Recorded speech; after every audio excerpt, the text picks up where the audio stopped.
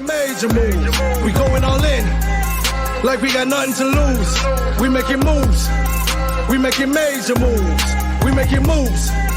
We making major moves. We making moves. Warning, I'm not a financial advisor. Don't blame me or any other random person that gives you some money tips for any of your financial decisions. I provide information based on research that may guide you to taking a deeper look at a particular company. However, in no way am I suggesting to invest or not invest in that company. Your decisions are that of your own. I present information that is readily available on the internet, and I piece together the story to create and provide a more holistic concept to create a bigger picture. This information is for educational purposes only. Ultimately, I'm a guy in a Spider-Man mask, and you should not take financial advice or information from me. Welcome back to my channel, everyone. I'm going to try and keep this quick and concise. I appreciate you guys for always joining me on these journeys and deep dives that I take you on here. I do hope you continue to find value in the content that I bring. That being said, let's just jump into this stuff. This is a document I've been looking at. This is put out by the IMF, International Monetary Funds, came out September 2022. All right, it's talking about regulating crypto ecosystem, in particular the stablecoin. All right, this is the case of the stablecoins and arrangements. Let's just go down as fast as we can here. I don't want to rush and talk fast. I want you guys to understand what I'm saying. These aren't my words here. I'm just reading off the page here, and I'll add my thoughts to this. Executive summary. Stablecoins are crypto assets that aim to maintain a stable value relative to a specified asset or a pool or basket of assets. So a lot of people say XRP is going to be pegged to gold. That would be such a limiting factor. I thought that initially too would be such a limiting factor. But a basket of assets makes more sense. And the term that the BIS uses is pegged, not backed, pegged. To achieve stability, assets backing stablecoins are usually held. These can be in fiat currencies, bank deposits, short-term market instruments, and even other crypto assets. There are various types of stabilization mechanisms, which the BIS talks about. That is Group 1B, stabilization mechanisms, some of which are vulnerable to risk in a stressed market environment. So far, stablecoins have been issued by non-banks, which are the exchanges, which are lightly regulated or unregulated. There's a lot of unregulated. This paper focuses on stablecoin with a face value denominated in a monetary unit of account, such as the US dollar, and backed by financial assets such as high quality bonds. Okay. Appropriate regulations would vary depending on the stablecoin's structural features and usage and ultimately its risks. Here are some examples. Stablecoins denominated in a monetary unit of account and offering redemptions into cash on demand that will likely be used for payments. Should be fully backed in perfectly safe and liquid assets. Here, regulation might take its cue from e-money framework, where a stablecoin becomes widely used. Requirements might be similar to those in a bank regulation. Stablecoins offering redeemability within an elapsed time may be backed with safe but less liquid assets. And stablecoins offering redemption at the ongoing market value of the underlying asset or the reference asset may hold riskier assets, for example, a tokenized bond. In this case, regulations may also draw on that for money market funds, including from constant net asset value funds. Issuers and intermediaries should clearly disclose and explain the structural features of their offerings to end users. Tether doesn't do that. You saw USDT collapse. You saw Luna collapse. Not USDT. You saw Luna collapse, the UST coin there. That's an algorithmic stable coin. They weren't transparent. And you see here Tether, they're not transparent at all. Requirements of a stablecoin should be tailored to address risks across the entire ecosystem in relation to the three key functions of a stablecoin. Although redemption risks are first order, other risks must also be addressed. Stablecoins involve not only the creation of assets that should be prudentially overseen.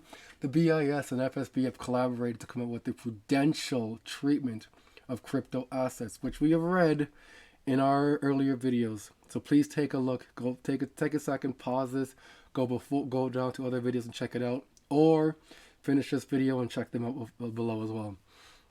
But also the use of alternate infrastructure networks or transfer mechanisms that should be safe, sound, and efficient.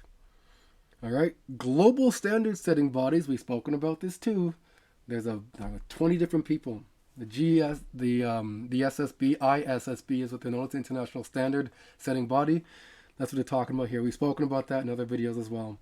And I've shown you who they are cognizant that various components of stablecoins arrangements may be performing an equivalent economic function to one performed by instruments and intermediaries of the traditional financial sector, and in some countries would already be subject to the legal and regulatory framework that applies to these same activities, same risk, same regulation.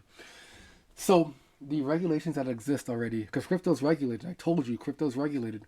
It exists in Navarra, it exists in the framework of MiCA, it exists in a few other locations as well. So what happens in India, what happens in Europe, what happens in Singapore, what happens in China is going to happen in the US, going to happen in the US. The same for same. If a certain crypto is money, it has to be money. If certain crypto is a security, it has to be money. It can't be, one here in this country, something there in that country. It has to be the same. Same for same risk, same value. Same regulatory outcome rather than same regulation. So the regulation might be different, but the same regulatory outcome needs to be the same. While the design and domestic regulatory responses will vary. Was that it? No. So introduction. That was just the executive summary. This note and its comparison note on regulation and crypto ecosystem. Okay. So the case of unbacked crypto assets builds on the key elements of regulation. So of regulation of crypto assets, the two fintech notes together provide a clear look at the regulatory challenges brought by unbacked crypto assets, asset-backed stablecoins, and their ecosystem. Unbacked crypto assets are known as group or category 2A or 2B. Those are the other crypto. Backed assets are group 1A. They are tokenized traditional assets, and stabilization crypto are group 1B. All right. Don't forget that. This is vital stuff here. Why stablecoins matter. And I'm showing you this for a reason, okay? I'll get there. Stablecoins have grown rapidly with market cap quadrupling in 2021. Coupled with the growth of DeFi, market cap reached a peak of 175 bill in December 2021. 175 billions! Before falling to less than 160 bill mid-2022 during the phase of rapid growth. You hear this? Rapid growth. Volumes outpaced those of all other crypto assets. Stablecoins did, all right? Not any other crypto. Stablecoins did. Who's in the top three? Bitcoin, Ethereum, XRP, a few others, and you have XLM. The top three. Who are the two that meet ISO compliancy? XRP, XLM. Because they're unable for the settlement of spot and derivative trades across crypto asset platforms and applications without the need to convert fiat currencies. DeFi also grew during this period to around 100 bill. Okay. So this is here. The growth of stable coins by market cap. Risks will increase as unregulated stable coins grow. Unregulated stable coins, all right? You have USDT is one of the unregulated ones. USD, what was it? What's the other one? Tron. They have their own, and you have, I don't even remember. As they become more interconnected with the existing financial system, and if they become used as a means of payment and store of value, stablecoins supported by high quality value and liquid reserves could potentially become a stable store of value. All right. The store of value will advance the stated goal of many stablecoins to create a means of payments and become a credible, widely accepted means of exchange. So again, Bitcoin falls under an unbacked cryptocurrency, not a stable coin at all. Doesn't meet a stable coin, doesn't meet the definition of a store of value. They throw this shit at you because they want you to believe this stuff and follow the sheep. It's not a store of value. My outlook on Bitcoin is it's going to become one of those cryptocurrencies. People don't call it that. I don't know why. It's going to be one of those cryptocurrencies when you walk into a bank, Chase Bank, CIBC, Royal Bank, whatever it is, Bank of America. Yeah, I'm here to check out some investments. Yeah, sir, step into my office. We'll look at that for you here. What's your risk like in terms of cryptocurrencies? Not too much. All right, we'll get you into safe investments here. You've heard of Bitcoin, right? You know Bitcoin? Yeah, I know Bitcoin. All right, we'll talk about Bitcoin. We have a few ETF funds there. Grayscale has one.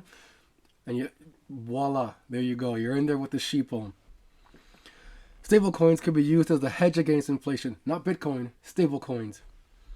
And weak currencies in emerging markets and developing economies and exacerbate currency substitutions. All right, so now we learn a bit about stablecoins. Here we have by the clearinghouse in 2017. Banking perspectives, all right? A quick search here. Ripple, there we go, voila, here. So my take on this is that Bitcoin doesn't actually improve processes or reduce costs. In many cases, because of the increased overhead in computation, it increases the cost of processing a transaction significantly. This is the clearinghouse here, okay? As we think about blockchain and other DLT technologies, Bitcoin's not DLT. It's a singular approach to this. Miners control this.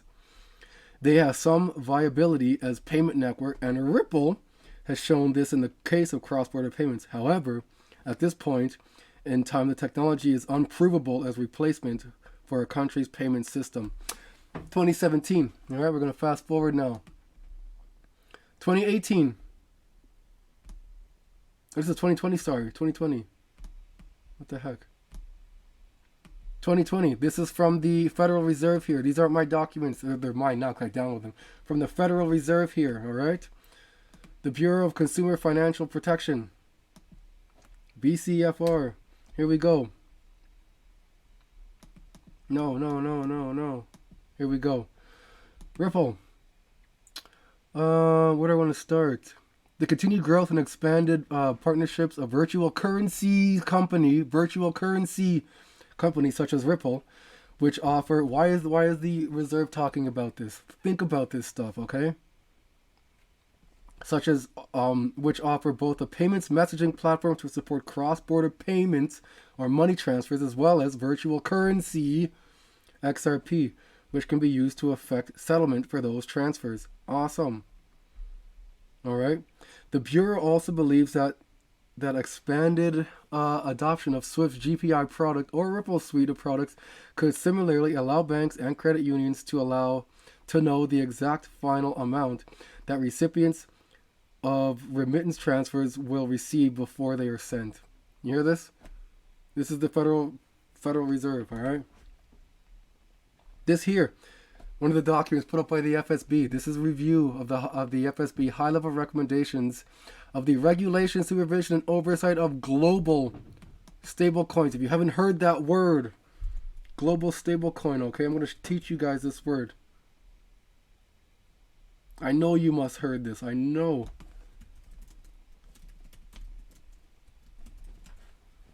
I probably have it already up right here. Here we go. Global Stablecoin Races On by Ripple, November 2022, okay? Follow me on this journey here. We're going down the trail here. As stablecoin, why is Ripple talking about this if they're not a stablecoin, if they're not the global stablecoin? As stablecoin growth continues, as we saw, and more use cases are explored in the broader crypto landscape, Ripple has also picked up this pace and continued to build. Ripple has also picked up its pace in comparison to the stable coins they're talking about that we've just learned about, okay? With new partners like Stably, together with Ripple, so Stably is a stable coin. Underneath that stable coin, you need a stable value for that stable coin to be a stable coin. Who offers that stable value? XRP does. That's who Stably's using. That's who the Euroc's using. That's who the AUSD is using, the Australian dollar. That's who they're using. The VCAD, Canada's dollar. They're not using this. They're using XLM and Algo. But that's what a global stablecoin is. Okay? They'll be tapping into the XRPL as a fast, low-cost, and scalable blockchain that offers clear liquidity, reliability, interoperability advantages for stablecoin issuers. Cool. We'll keep going. This is a document put out by the... Looks kind of cute, huh? This is by the World Bank here. Considerations and lessons for the development and implementations of fast payment system. Let's see who they're talking about once again, okay? Ripple has developed a network based on distributed ledger technology for cross-border payments. The RippleNet network allows financial institutes to send and receive international payments from a single, profound, pre-funded account. RippleNet allows for fiat to fiat. Hold on.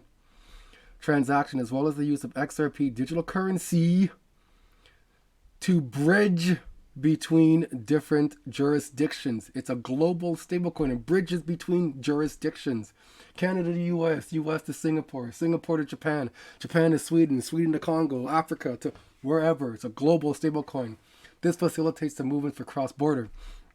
The G20 has published a roadmap, but now they're talking with the G20 in the same fucking breath. Pardon my language, all right? Enhance cross-border payments ahead of the G20's October 2020 meeting. The Financial Stability Board